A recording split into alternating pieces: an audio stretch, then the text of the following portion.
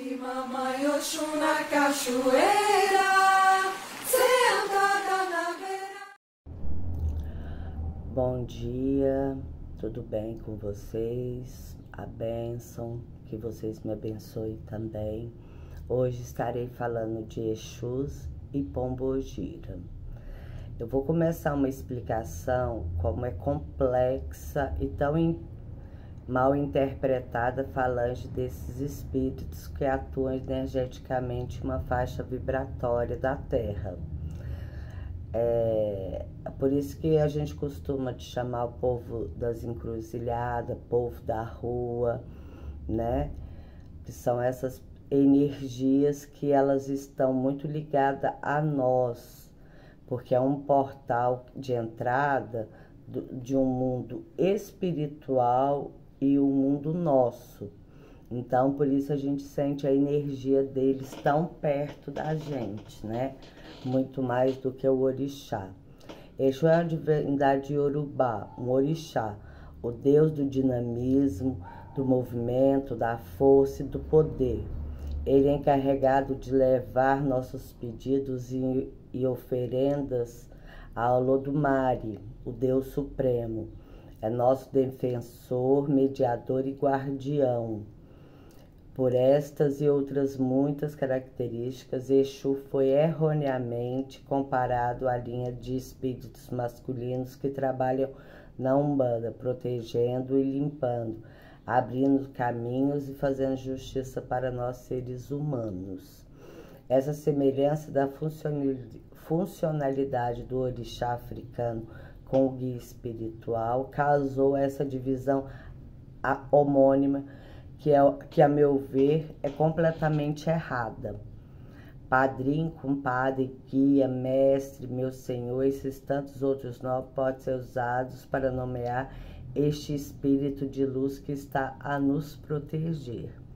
A palavra Pombogira foi um termo criado a partir do inquice oriundo da nação Angola, chamado Pambogila, que na tradição que Umbanda é equivalente a Exu na forma feminina. Sendo assim, foi agradada a entidade feminina na Umbanda, equivalente à mulher poderosa ligada à magia, à luxúria e à sensualidade. Podemos, assim, entender que Exu e Pombogira são nomes colocados em entidades masculinas e femininas, apenas por sua semelhança em trabalhos. Vamos desmistificar. Muitos símbolos e ritualísticas que foram agregados ao culto da Umbanda têm origem completamente diferente do que são usados. Por exemplo, o ato de oferecer farofa de dendê a Exu nada tem a ver com o espírito da Umbanda, pois a divindade Exu é quem recebe essa mistura de farinha, dendê e água, sal, gin ou aguardente, como alimento mágico transmutador de energia que representa os 5 elementos. Outro exemplo, o uso de tridente, agregado às entidades da Umbanda. Nada tem a ver, pois o tridente é usado por deuses na humanidade desde os períodos da antiguidade. Vemos Shiva, deus hindu, usando os tridentes em meados de 4000 a.C. Vemos os deuses dos mares e oceanos, deus Poseidon, grego, ou Netuno, romano, utilizado seus tridentes como centro de magia, força e poder. Portanto, fica aqui comprovado que o uso do tridente é mais antigo do que era da era de Cristo, inclusive nada tem a ver com cultos demoníacos.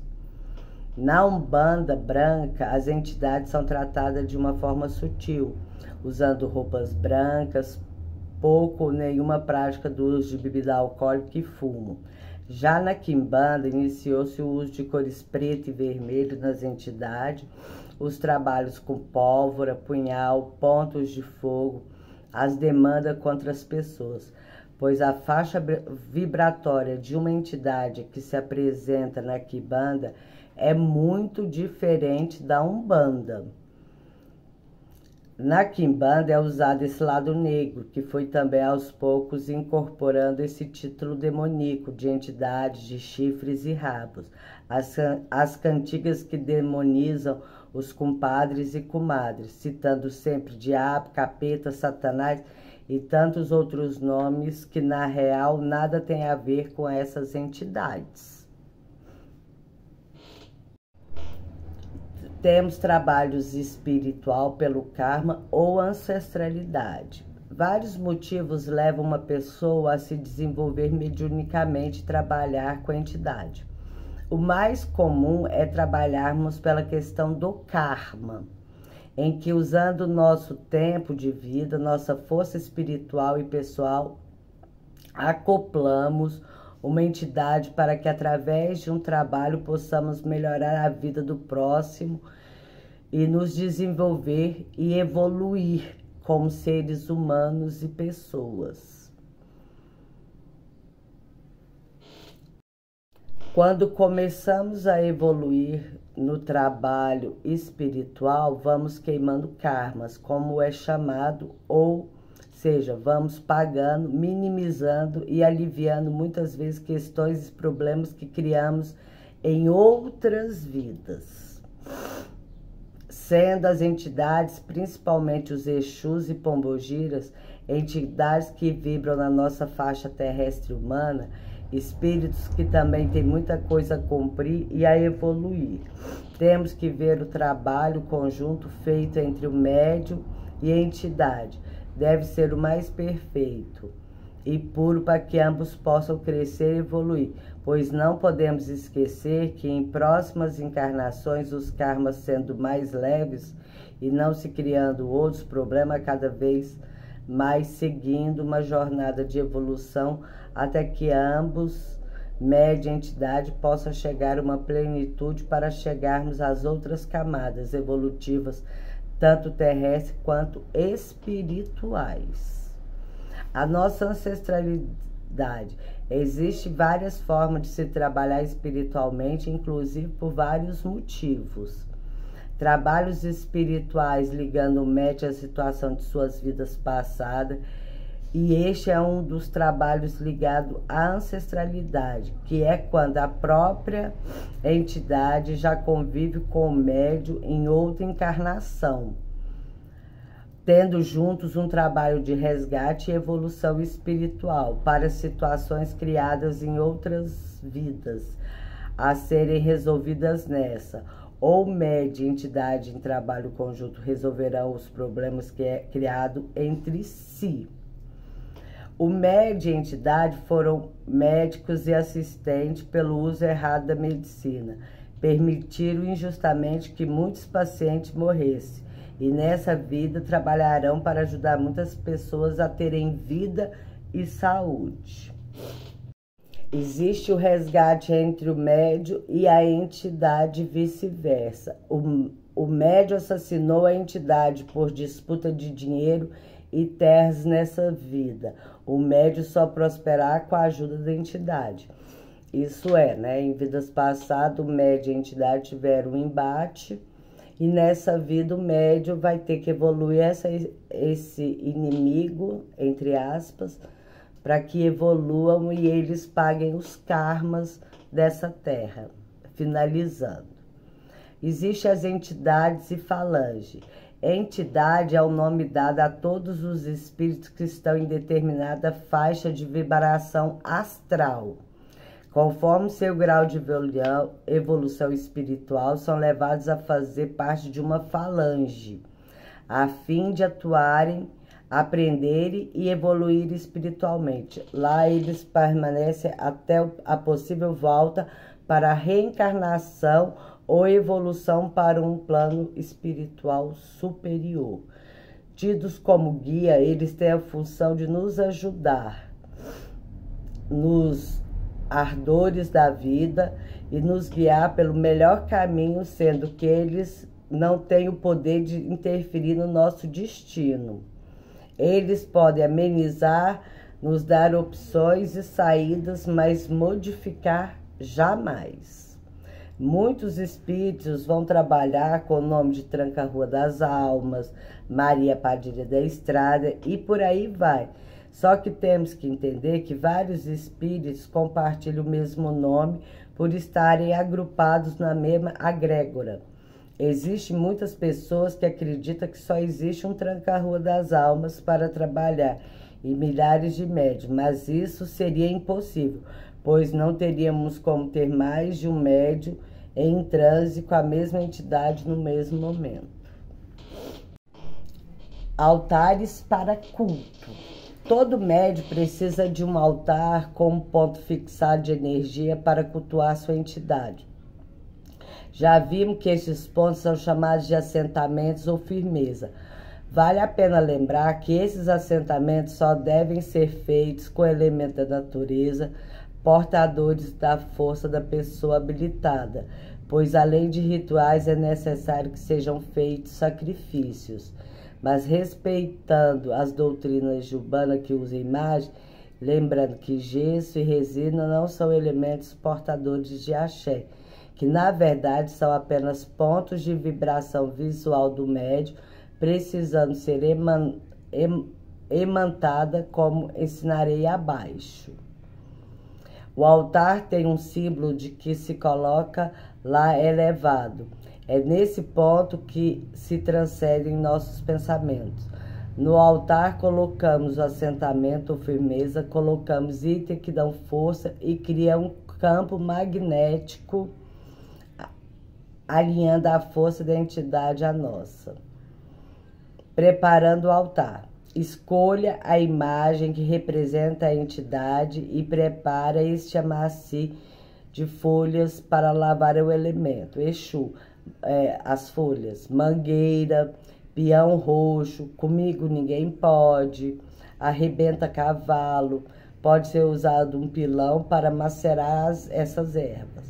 Para pombogira, use as ervas acima e acrescente pétalas de rosas vermelhas, malva cheirosa fresca, folhas de brinco de princesa, folha de canela e verbena fresca. O amaci para Exu é feito com conhaque e da pombogira com cidra ou licores de anis. Não tome banho com essa mistura, pois essas ervas são quentes e podem causar irritação na pele. Lavar bem a imagem da entidade e colocar dentro de um recipiente. Alguidar, panela de barro, de ferro, bacia de louça, que podem ser coloridos ou serem pintados nas cores que a entidade preferir. Exemplo: branco para os que vibram na calunga, no cruzeiro das almas, preto e vermelho para os das encruzilhadas, estradas e por aí vai. As oferendas.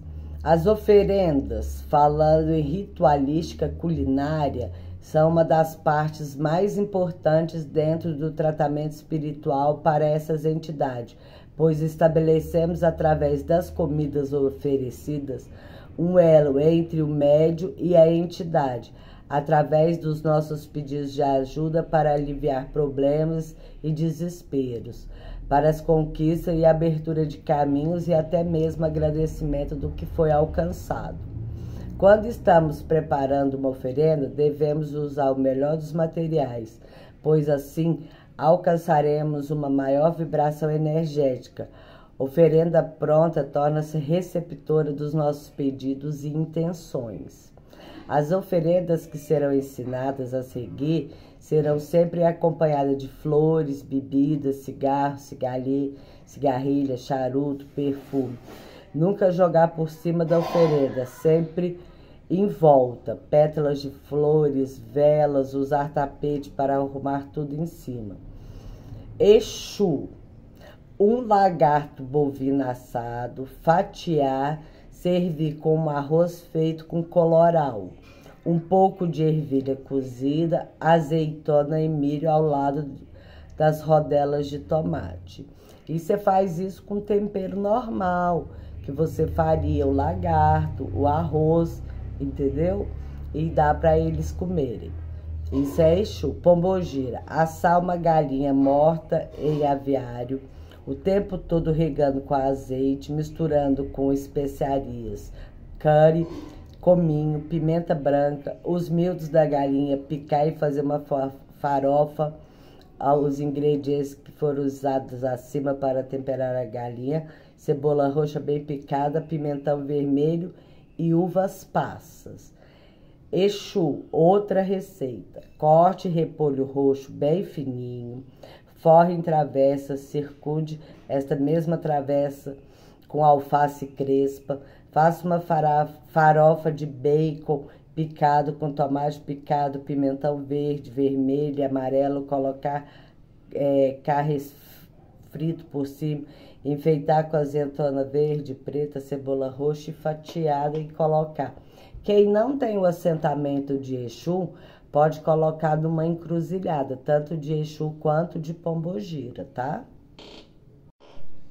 O que são as firmezas? Firmeza, na realidade, é um conjunto de elementos unidos com propósito determinado e com conjuração específica para cumprir um fim em especial.